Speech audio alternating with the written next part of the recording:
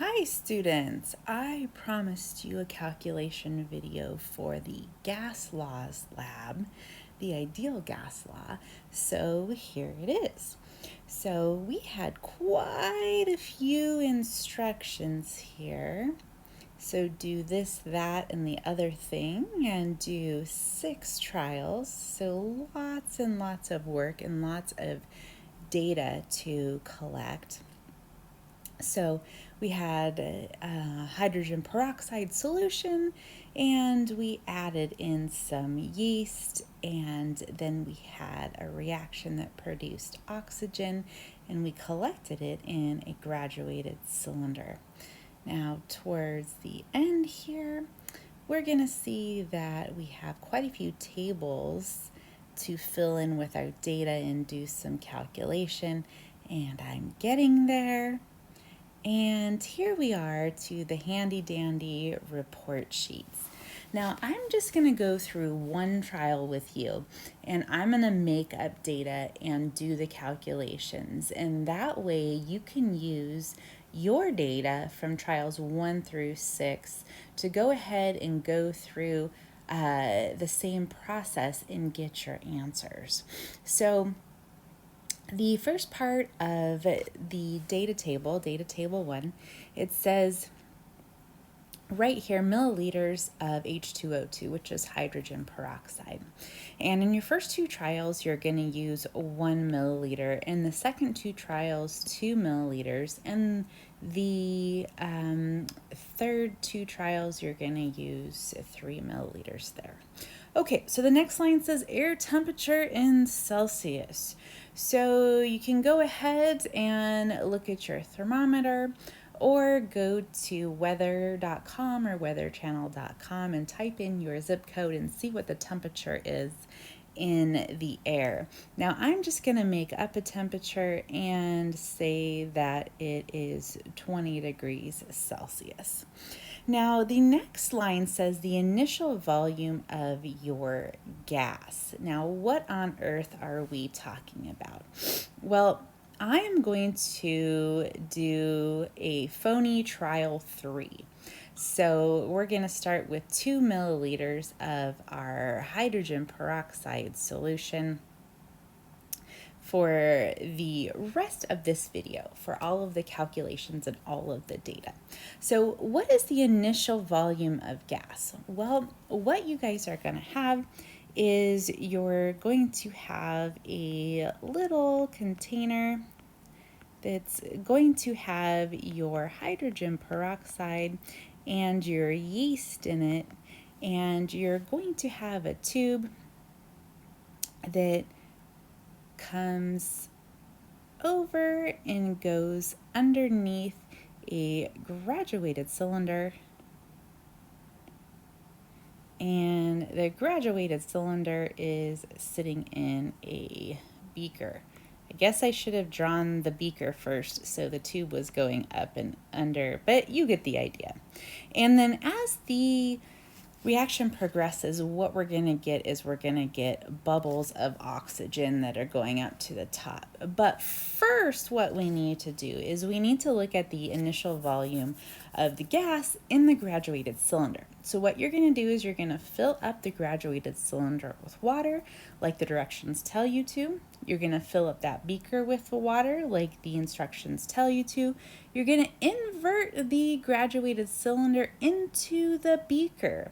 So this is actually the top of the graduated cylinder there, and that's the bottom of it there.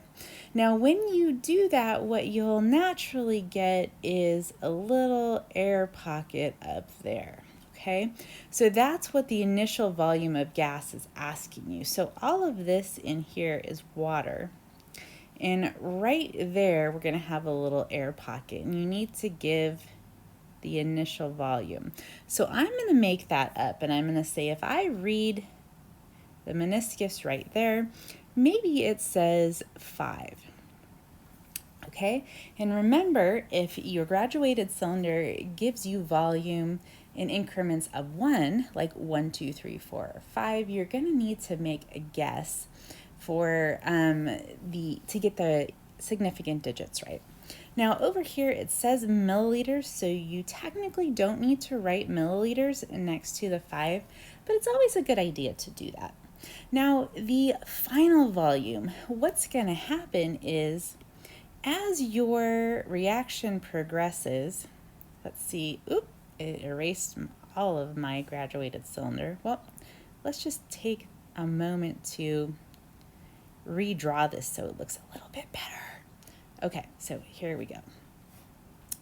All right, so we've got our graduated cylinder and it's upside down in our beaker, and the tube is going up like that, and we're getting oxygen floating up, and originally it was at 5 milliliters, that gas there, and then as the reaction goes, what'll happen is this air pocket right here will get bigger and bigger and bigger, and we will see, oh, I erased it again. You would think I would learn my lesson, wouldn't you? The air pocket will get bigger because you're producing gas and it's going up there, and then it's pushing the water out into the beaker right here. So say that we read the meniscus again and we find that it is between 23 and 24, and we call that 23.5 milliliters, because remember, we have to have the certain digits and we have to have the uncertain digit on the end, which would be that 0.5 right there. Okay, so what we would see on our chart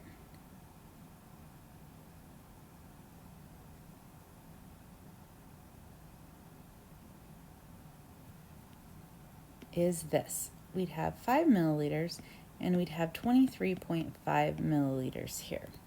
Now the delta V, what that means is that you're going to take the final volume, so V final, and you're going to subtract the initial volume, so that's V initial, and you're going to get a difference there, and that's going to be delta V.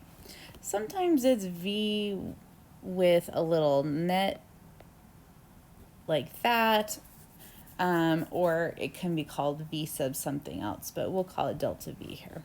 So what we do is we do 23.5 milliliters minus 5 milliliters, and that is going to give us 18.5 milliliters.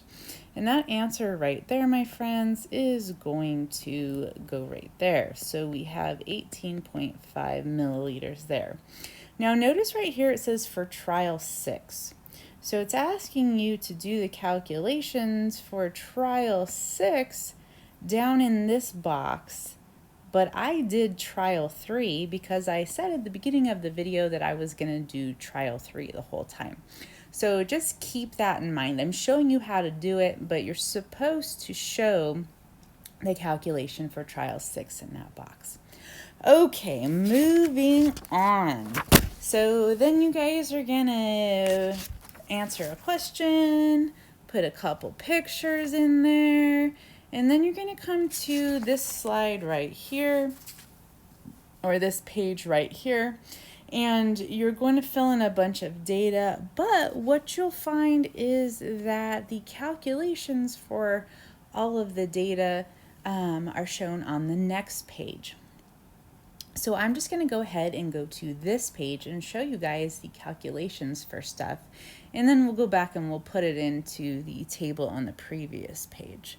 Okay, so the first one says show the concentration of H2O2. So show the calculation for the concentration of the hydrogen peroxide.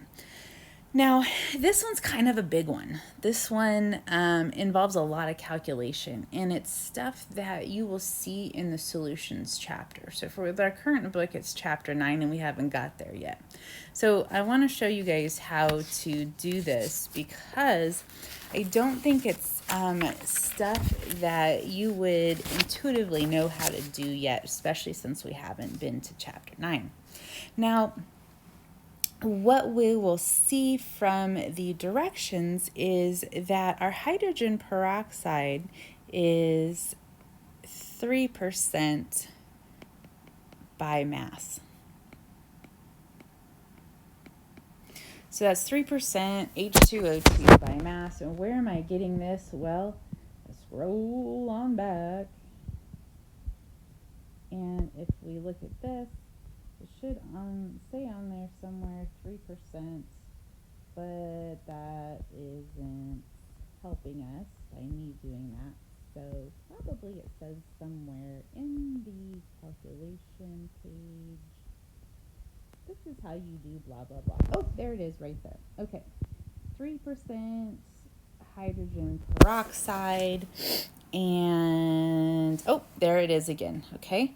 Hydrogen peroxide is 3% by mass, which means that there are 3 grams of solute per 100 grams of solution. What is a solute? What is a solution? What is the other S word, solvent?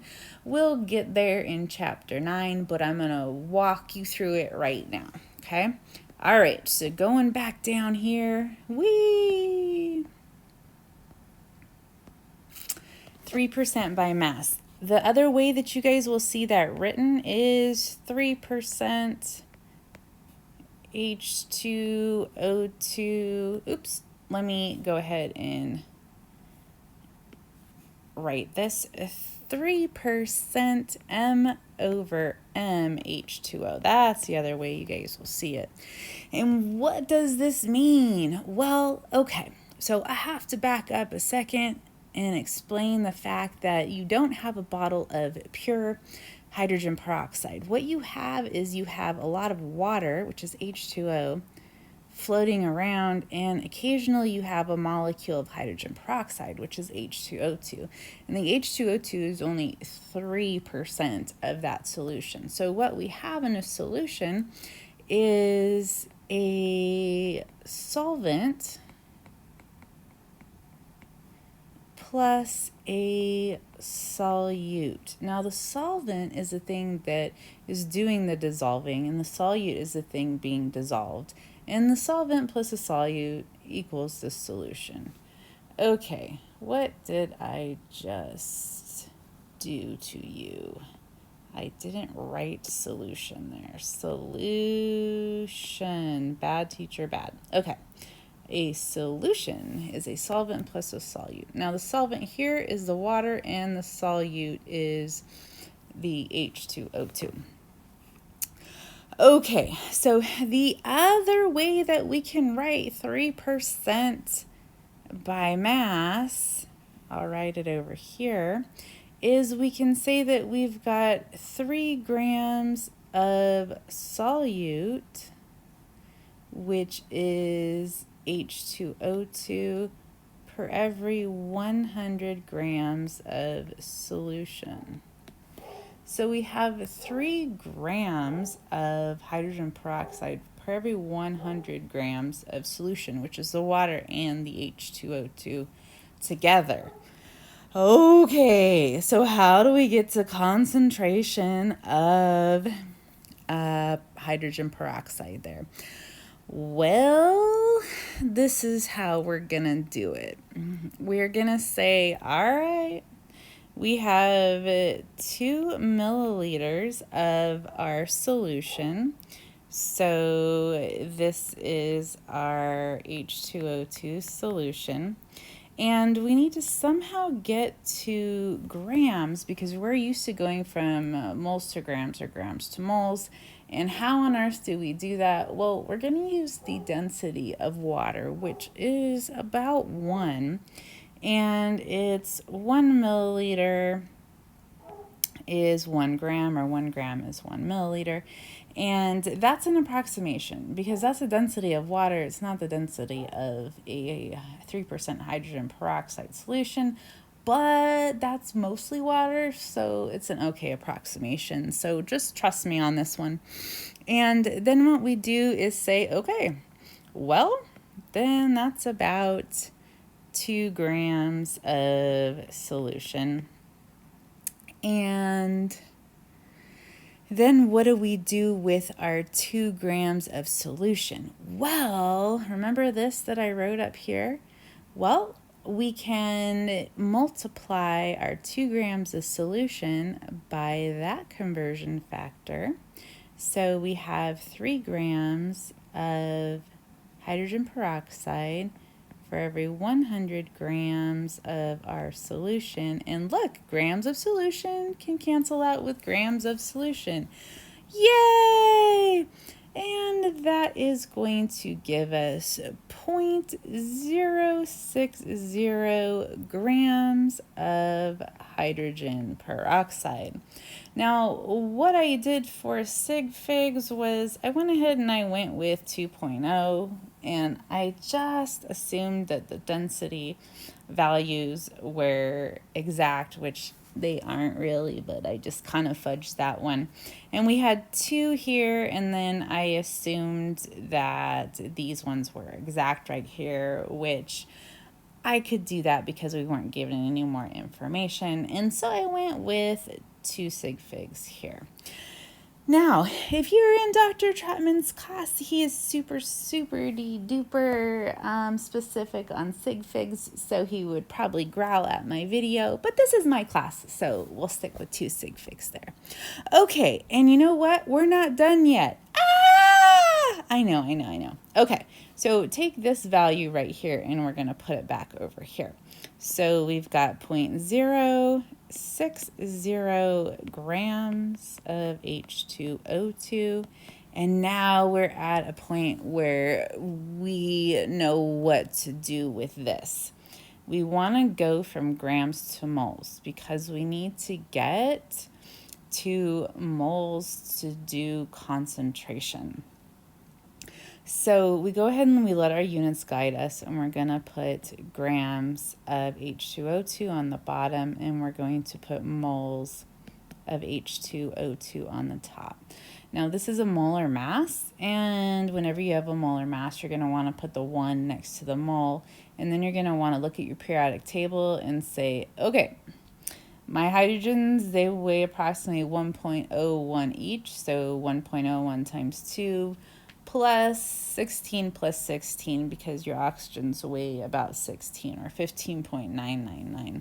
So that is about 34.0. Now the grams of hydrogen peroxide cancel out, and what you're going to get is 0.0018 moles of hydrogen peroxide. So all of this work right here actually gives us the answer for this box right here.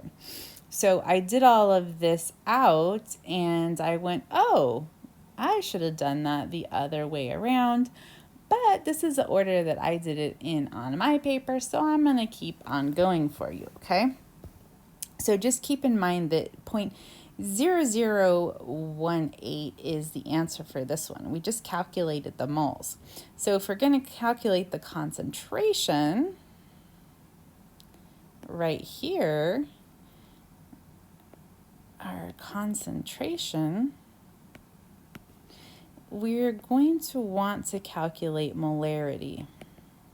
Okay? And molarity is moles over liter. Now, we have moles right here, but we don't have liters. So this part of it right here, that's going to be 0.0018 moles of H2O2. And we're going to want to divide that by the liters that we have, the liters of our solution. And we didn't have it in liters, but we did have it in milliliters. And that is right back up here. I don't know if you guys can see that anymore, but that's 2 milliliters right there. So we need to change our 2 milliliters into liters, and you guys know how to do that by this point. We let our units guide us, and we want to get rid of milliliters, so we put it on the top, and we want to get 2 liters, so we put it on the bottom. And which one is the bigger unit? Well, that's liters, so we're going to put the 1 next to liters. And how many milliliters can you fit into a liter? This one you guys should know at this point, and that's 1,000. So the milliliters cancel out because milliliters divided by milliliters is 1, and we're left with liters. And what we have is we have 2 divided by 1,000. And what is that going to give us? Well, we're going to take this and move it 1, 2, 3 spots. So that is going to give us 0.0020 liters, and that goes right there. Okay, so now we have moles divided by liters. We just have to do the math on that, and that's going to give us the concentration, which is the answer for right back up there. And what that is going to give us is 0.90 moles per liter H2O2. How we can also write that is 0.90 molar H2O2. Okay, so this is the answer that goes up there. Now, your answer might be slightly different depending on how many sig figs that you use for, say, the molar mass and whatnot. So you might have gotten 0.88 or something like that. As long as it's pretty close to 0.90, you're good. Okay, so the next part tells us to calculate the moles of oxygen for trial 5. Remember, we're sticking with trial 3. So what I need to do is erase a little bit of this down here. And give myself some room to calculate the moles of O2. And remember, I'm doing trial 3, but you're going to do trial 5 on that one. I'm just going to stick with trial 3. Okay, what we're going to do is we're going to do this whole thing over again, just to show you guys how to practice doing this and where I started from and where I'm going to. So I started with 2 milliliters of my solution. Okay, so I'm just running through the same thing again, just so you guys can go, okay, I think I understand what she's doing now. Whatever she was doing before, she's crazy, but okay. So we had 2 milliliters of our 3% hydrogen peroxide solution. And then what we did is we said, okay, so let's multiply this by the approximate density of that solution. So the approximate density is 1 gram per 1 milliliter, which is the density of water, because that solution is mostly water. So that's why I keep saying it's an approximation, okay? And we did that in order to get rid of volume and go to mass. So milliliters is unit of volume and grams is unit of mass. And then what we're going to do is we're going to multiply that by our concentration in percent by mass. Okay, so that says 3 grams of H2O2, which again is hydrogen peroxide, and that's divided by or per every 100 grams of solution. So again, this is the solution right here. You've got the water and you've got the hydrogen peroxide together, so solvent and solute. And we went ahead and we went through what percent by mass is, and we said 3% means that you have 3 grams of solute for every 100 grams of solution. And we did all of that math right here. You guys can see it right there. And then we continued on with this whole mess right here, and I'm just going through it again. to show you guys again what we did, okay? So the milliliters of solution cancels out, the grams of solution cancels out, and now we are in grams of hydrogen peroxide. But the calculation for moles of O2 is asking us for moles of O2, so we're not there yet. So again, we're going to let our units guide us. How do we get out of grams of something? Well, we can use a molar mass to go from grams to moles. So I'm going to want to let my units guide me and put grams of H2O2 down here and moles of H2O2 up here, and this is a molar mass. So whenever we have a molar mass, 1 goes next to the moles. And how do I get the grams of H2O2? Well, I add up the mass of each oxygen, which is 16, and each hydrogen, which is 1.01. And we did that before up here. Okay, so you don't have to do it again. You can just go, oh, I did that before. Put that number there, and then your mass of your H2O2 cancels out, your grams of H2O2, and you're left in moles of hydrogen peroxide. Now, when you're in moles of something, you can go to moles of something else. And you guys should know this one, and that is a mole-to-mole ratio. So what we're going to do is we're going to put moles of H2O2 on the bottom here, and we're going to put moles of O2 on the top there. And how do I know what number goes here and what number goes here? You guys have done this before. And what we need to do is scroll way back, and you'll see that it's in the directions.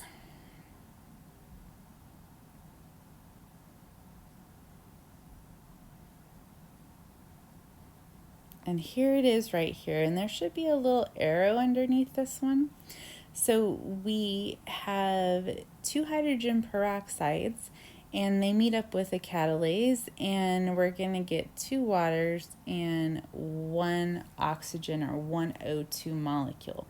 So for every 2 of these, you get 1 of those. So I'm going to scroll on back, and I'm going to put that right into the equation. So for every 2 of these, I'm going to get 1 of those. And that, my friends, that is going to give us 0.00088 moles of O2. The other way we can write that is 8.8 times 10 to the negative 4th moles of O2. Okay, now I want to point something out. This right here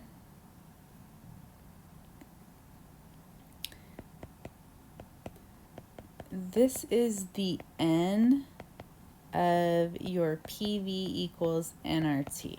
Okay, so that's the N. We just figured out the N right there. And then the next box right here says calculation for delta V in liters. So here we're going to calculate the V in our PV equals nRT. Now we already calculated delta V before, but we did it in milliliters. So what we're going to have to do is change colors again so you guys can clearly see what we're doing. So delta V, we found it to be 18.5 milliliters, but we want to change that to liters. So letting our units guide us, we'd put milliliters on the bottom and liters on the top here. Liters is the bigger unit, so we'll put a 1 there, and we know that we've got 1,000 milliliters for every liter. So this, my friends, is going to be 0.0185 liters. And right here, my friends, this is V in your PV equals nRT. Okay, so we've got V and we've got N at this point. So we've got V and we've got N. We need to calculate P and T so we can calculate R. So calculation of air temperature in Kelvin. Well, your temperature in Kelvin is equal to your temperature in Celsius plus 273.15. Now our temperature in Celsius, I just made that up and I said we have 20.0 degrees Celsius. So that would give us 273.15 plus 20.0. And if we did the sig fig rules for significant digits, we'd end up with 293.2 because we'd have to stop in this spot right here. And that's in Kelvin. And this, my friends, is the temperature in PV equals nRT. Woohoo! Now we've done the temperature. All right, calculation for barometric pressure in atmospheres. Whoo! Are you tired of calculations yet? This one's a big one. And you gotta do this like 6 times. All of this stuff. Well, not the barometric pressure, because that stays the same the whole day, but some of the other ones. All right, so if you go to weather.com or weatherchannel.com, it goes to the same website. What you'll do is you'll type in your zip code, and it'll give you the temperature, and then you scroll down, and it'll tell you barometric pressure, and it'll give it to you in inches. But what it's giving it to you in is actually inches of mercury. Now, I looked it up for today, and it says 29.85 inches, but that's inches of mercury. Now, remember, mercury is Hg. So what we need to do is we need to get it into atmospheres, which is ATM. And how we're going to do that is we're going to go through millimeters of mercury, and we're going to go through centimeters to get to millimeters, and then we're going to finally get to ATM. Okay, so how we go from inches to centimeters? Well, we got to go all the way back to chapter 1, and we have to remember that for every 1 inch, we have 2.54 centimeters, and that relationship is exact. So you don't have to worry about 2.54 having 3 significant digits or 1 having 1 significant digit. That's an exact relationship, so you've got infinite sig figs there. Okay, so your inches cancel out, but you're left in centimeters, and we don't want to be in centimeters, we want to be in millimeters. So we go ahead and we get rid of centimeters, and if you have centimeters on top here, you got to put centimeters on the bottom there. And we want to get 2 millimeters, so we'll stick that on the top there. Now, which one's the bigger unit, millimeters or centimeters? Well, that's centimeters. And how many millimeters can you fit in a centimeter? Well, if you look on a ruler, the tiny little dash marks, those are millimeters. And you've got 10 of those for every 1 centimeter. So what we find is we've canceled out our centimeters, and now we're in millimeters. And if we go ahead and do the math on that, what we'll find is we have 758.2 millimeters of mercury. So we've got millimeters of mercury right there. And I did 4 sig figs because here you've got 4 sig figs. We already talked about how this relationship is exact, so you've got infinite sig figs there. This relationship is also exact, so you have infinite sig figs there. So we've got 4 sig figs because weather.com gave me 4 sig figs. All right, not done yet. We need to change millimeters of mercury into atmospheres, or ATM. And what we learned in the gas chapter is that for every 1 ATM, we've got 760 millimeters of mercury. Exact relationship, so we don't have to worry about the sig figs there. And that, my friends, is going to give us 0.9976 ATM. And this is the P in PV equals nRT, okay? So now we have gotten PV, N, and T. Woo-wee! Okay, this is a lot. All right. Keeping on, we see that we've got PV equals nRT, and this is asking us to calculate R. So first of all, we need to rearrange this equation, and by the magic of algebra, we're going to find that R is equal to PV over NT, and now we just plug and chug. So what we have is we have 0.9976 ATM, because that's P, times 0.0185 liters. That's the V that we calculated. And we're going to multiply that by 0.00088 moles. Calculated that on the previous page. And we're going to slide 293.2 Kelvin in there. And if we do all of this math, what we are going to end up with is 0.0715 ATM times liter over mole times Kelvin. Now that's okay, because what we're actually looking for is 0.0821 ATM times liter over mole times Kelvin. So we're pretty close here. So woohoo! Now this is our experimental R. That's our experimental value. It's what we got with our experiment, okay? And this right here is your theoretical. That's your known value. So in theory, you should get 0.0821, but with our experiment, we got 0.0715. Now it says right here, calculation for the average experimental gas constant R. So what you're gonna do is, see back here where it says experimental gas constant R, you've got 6 of them.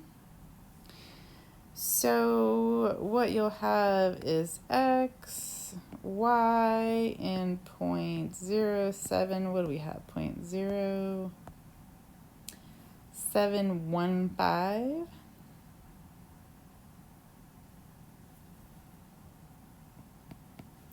And then some value here, and A and B here.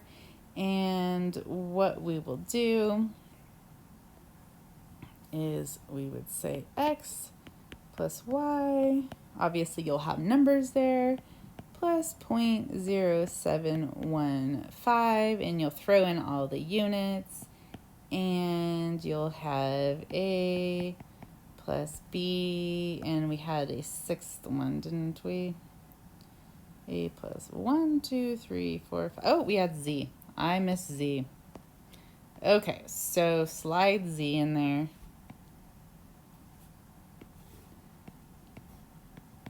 If you're Canadian or British, you'd say Z. Okay, and you take all of that and you would divide it by 6, and you would get some value here. 6 because you have 6 values. And remember, my friends, X, Y, Z, A, and B, you will actually have a number there, and you will throw in all of your units. Okay, calculation for percent error. All right, percent error. That is the absolute value of your theoretical value. So in theory, what you should get minus your experimental.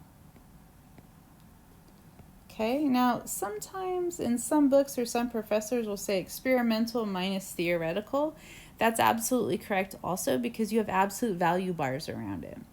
So whether you have 5 minus 3 or 3 minus 5, if you put absolute value bars around them, both of those answers are positive too, because anything inside the absolute value bars comes out positive. Okay, and then we have theoretical times 100. So how we would do the percent error for the R value that we just calculated for trial 3 is this. The absolute value of 0.0821, you can add all the units if you want, but they're going to cancel out, minus 0.0715. That is the experimental R that we got. We got that right here. Through our experiment and our data, we calculated that, okay? Absolute value bars around that. And we're going to divide it by 0.0821, which sounds really silly because students don't want to put the same thing in the numerator and the denominator, but this is how it goes, my friends. And we multiply by 100. And what we're going to get here with my phony numbers is 12.9% error. And that is actually very good for this experiment. And that is a lot of math. And so I will end the video there. All right. See you next time.